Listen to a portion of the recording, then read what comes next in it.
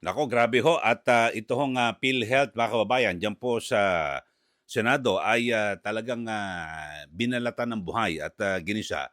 Dahil sa binabagit ho ni Senator Rodante Marcoleta na yung konsulta package, siguro ay pamilyar ho kayo dito po sa isyong ito na kung saan yung isang miyembro ng PhilHealth pwedeng magpakonsulta, lahat laboratorio.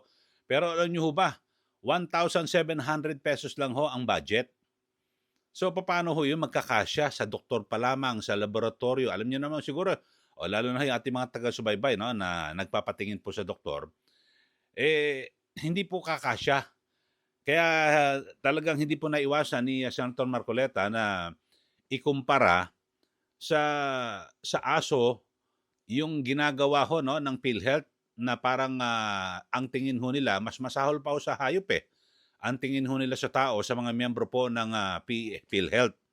Kasi totoo ho ito oh, ako may aso rin ho.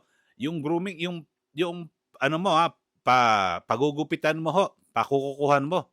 1,700 kulang ho eh. Hindi po ba yung lahat-lahat talagang isa-shampoo pa ho yan. So, yun po minabanggit talagang parang mas mahal pa ho sa aso kaysa sa tao. Parang yun po ang tingin ngayon ng PhilHealth. Kaya sabi po ni Senator Marcoleta, talagang masyadong minamaliit ng PhilHealth yung kanilang pagtingin sa taong bayan. Pakinggan natin, ito pong si Senator Marcoleta. Yung aking pong bunsong anak, meron pong isang simpleng alaga na aso. Alam po ba ninyo kung magkano po ang nagagastan niya yung parang paliguan? Kasi po may shampoo pa po yata ang importante na yung meron tagagupit po ng kanyang pati kuko po ginugupit at nagkaroon po ng Grooming. yung 1,700 po para sa aso hindi pa po Sapat. hindi pa po sapat eh. Itong pinag-uusapan po natin, Mr. President, Your Honor, tao po mga tao po ito. Kaya po, hindi po magiging maganda kahit na po pag-usapan natin ang napakagandang pinaka-noblest na objective po ng PhilHealth. Kapag ka itong ganitong klaseng mga pamamaraan ay hindi po nila talaga babalikatin, para lang po tayong nagpapatintero dito, Mr. President. Tingnan po ninyo, Mr. President.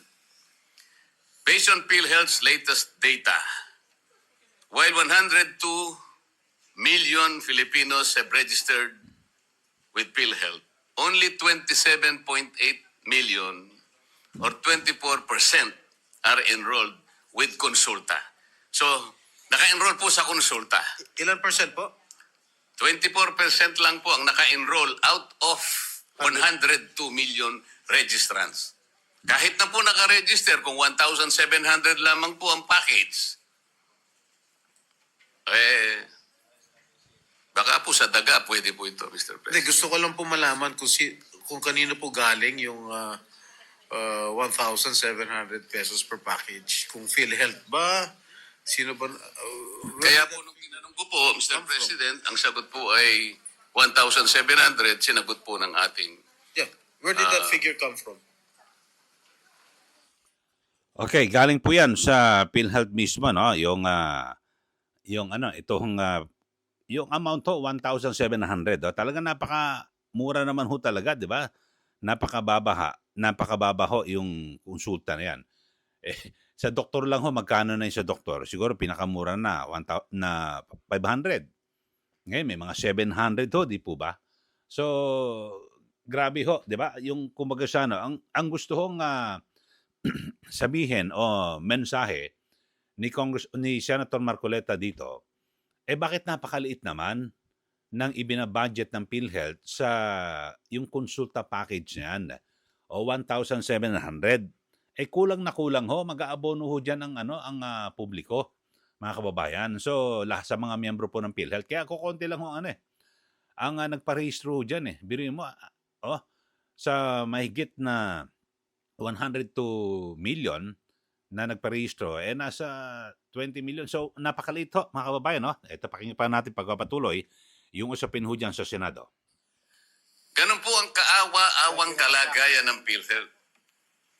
Tayo pong lahat gustong sumuporta Kung kinakailangan pong lahat na po ng kayamanan ng Pilipinas, ibigay na po natin sa PhilHealth. Ngunit kailangan po namang ito ay talagang ayusin para sa ganun yung perang ibibigay at ipagtitiwala sa kanila, mapakinabangan po ng nangangailangan.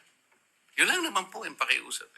Halimbawa, isa pa po, Mr. President, katakot-takot na corruption po sa PhilHealth. Tingnan na lamang po ninyo kung bakit nawawaldas. Ginawa pong milking cow ang PhilHealth nung kami po ay inimbestiga namin yan. Lahat po, hindi ko naman po nilalahat ang mga healthcare institutions. Ngunit sa dami po ng bilang na talagang dinisiplinahan ng PhilHealth, halos lahat po. Kunwari po, na-admit ang isang pasyente. 2 days lang pong nag-admit.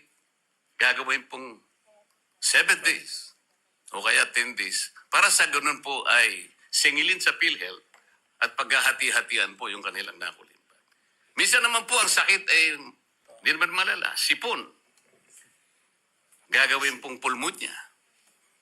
Isip-isipin po ninyo yung gagawin nila. Ito po yung panghuli. Para naman po natapos na po ako. Magkano po ba yung ano yung tawag doon? Thermodialysis, Mr. President Juro. Magkano po ba yung nagagastos natin sa isang sesyon ng hemodialysis?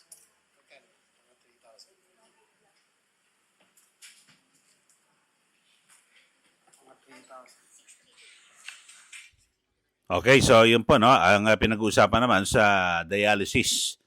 At na kung saan, talagang napakababa rin, no? Ito, sumagot to si, Senator. Per session? Ang Dati po nasa binabasa, 3,000 lang eh. Pero Per session o per cycle? Per session? Per session, Your Honor, Mr. President. So 1 day? 6,000? 6,350. So how can the... kaya ko po Masa afford tinatanong, Mr. President, may palagay po ako ng pinagbasihan po ninyo ng inyong sagot, Mr. President, Your Honor, ay itong nakuha ko pong post dito sa social media. Ito babasahin ko lang po sapagkat nakuha ko lang po. Marcos Legacy. Dialysis, sagot na ni PBBM sa pamamagitan ng PhilHealth. Lahat tayo ay miyembro at kabahagi nito. Ngayon po, sabi niya, second post, BBM Youth Movement, libre na ang dialysis. Sa halagang 6,350 bawat hemodialysis session, sagot ng PhilHealth hanggang 156 sessions sa buong taon. Ang tanong ko po, sino na naman po ang kumuwenta noong 6,350? Kasi po kanina, yung konsulta, nagtataka na rin po ang ating presiding officer kung sino ang kumuwenta ng 1,700.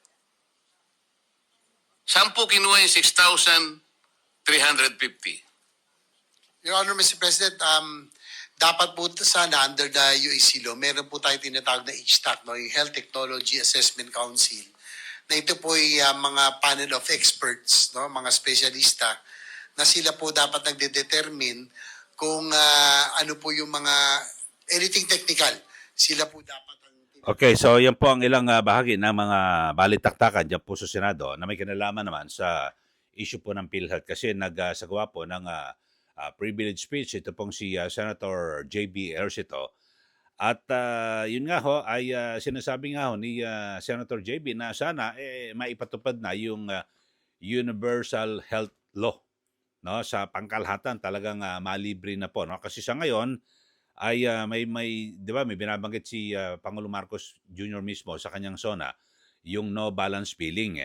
Pero ito ho ay hindi niya nilinaw, no, kaya ngayon meron ng paglilinaw mismo ang DOH na kung saan para lang po yan sa mga government hospital na tapos doon ka sa ward. Yung pinaka-basic na pasilidad, ward.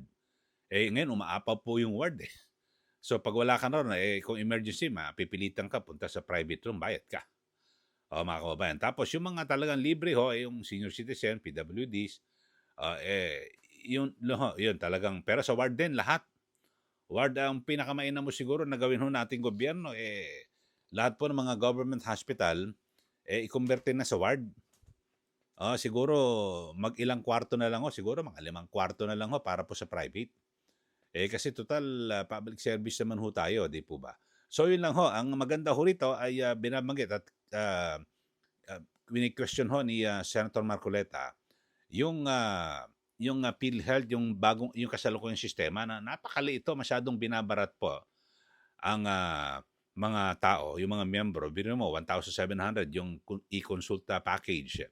Napakaliit ho. Talo pa ho yung mas ginagastos ho ng ibang tao na may alagang aso. Sa 1,700. Hayop yun, ito tao pantao, di ba, yung PhilHealth. Tapos yung sa dialysis, ganun din ho, napakaliit daw ho ng budget din.